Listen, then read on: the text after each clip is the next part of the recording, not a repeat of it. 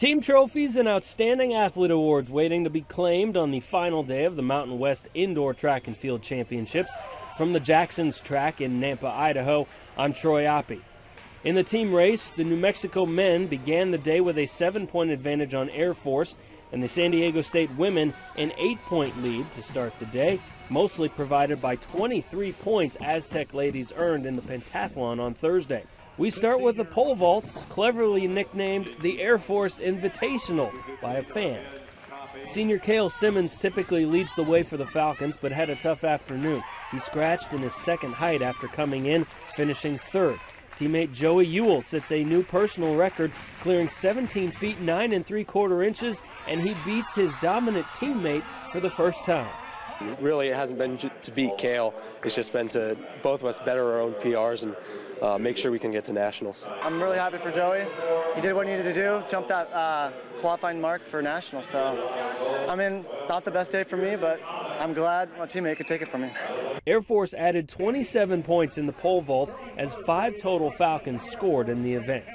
In the men's high jump, Django Lovett returned to the conference championships after a year spent recovering from a car accident last February. Lovett wins at 6 feet 11 inches, battling the flu in addition to the other jumpers. I wasn't even thinking about jumping, but then it just snapped in my head that I have to do it for my teammates. You know, they're there for me, so I got to be there for them.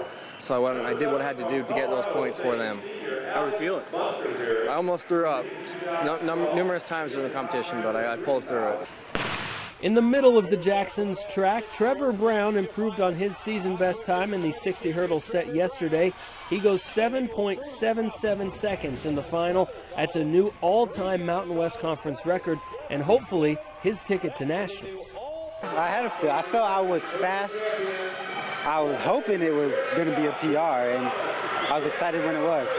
If it stays that way, it will think I'll be like 14, 15, 16. So. And 16 go, so that's what I'm hoping. In the 60-meter dash, Boise State sophomore Davon Collins nosed out a win over New Mexico's Ridge Jones, and Collins takes the 200-meter title as well, 21.03 seconds. That's right on the cusp of the top 16 in the country. Well, actually, I hit 20.98 earlier this year, but I was unattached, so it doesn't count. So I have to try to do it again next week. On the women's side, another 60-200 double dip. UNLV's Emily Block won her first ever conference title on Saturday, fastest woman down the 60-meter track. She followed it up with a win in the 200, where her 23.63 seconds is 17th best in the country this year. The showdown we predicted in women's distance with defending mile champ Josephine Moultrie of New Mexico and defending 3K champ Emma Bates of Boise State lived up to the hype in the mile. The pair shoulder to shoulder down the stretch. Moultrie came out on top by 0.16 seconds. She wins for the second straight year. And I was running like 600 to go, like, could I go now? And I was like, I'll just wait. 400 to go, I'll just wait. And then it was just like, okay, I'll go now. And then, but she didn't, like, I didn't drop her and she was there and I had to work the whole way round. After winning the 800, Moultrie again matched up against Bates in the 3000. And as the bell rang, it was clear how much was left in the tank for both runners after a long weekend. Bates leaves everyone in the dust, setting a new conference championship meet record by nearly 10 seconds. I knew I had a lot left. I was just kind of sitting and waiting until I could go. And last year I also finished with a pretty big kick, so I knew that I could pull it off. So that was a lot of fun. We mostly used this weekend as like a hard workout with the national championships in 2 weeks' time. So yesterday I found really hard with a lot of warm-up, cool-downs, warm-up, cool-down again. Moultrie wasn't the only tired athlete. Top-ranked triple jumper Shanika Thomas competed in 3 other events this weekend, and while winning the triple jump for the 3rd straight year, the San Diego State Aztec didn't come close to meeting the conference record mark she set earlier this month.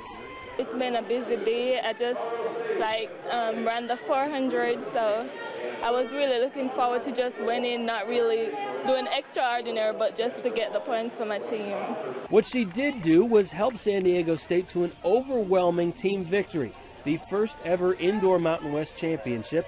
She was named Most Outstanding Female Athlete and has set the standard for a new era of track and field at SDSU. These girls are a special group of kids because they really bought in.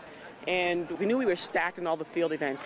And so when we got here, our mantra is if you're supposed to win, win. If you're supposed to score, score. And as long as we did that, we would do well. The men's overall race ran away with by New Mexico, the Lobos winning by 40 points. The weekend's final event was a race for second, Air Force needing to finish third or better to keep Boise State out of the second place spot. The Broncos did dominate the 4x400, but the Falcons fly into second and hold on to second place overall in the team results. Wyoming thrower Mason Finley was named the outstanding male athlete, and New Mexico coach Joe Franklin is coach of the year as the Lobos raised the conference title for the first time in 47 years.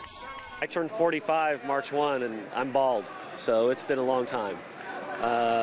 These guys came together and sold they laid it all on the line, and it's a testament to them. It's been very, very positive for this whole team. Just about everybody in that group scored points. Many of these Mountain West athletes are on the cusp of qualifying for the national championships in Arkansas. Some will try their luck again at the last chance meet next week. For the MWC.com, I'm Troy Oppie.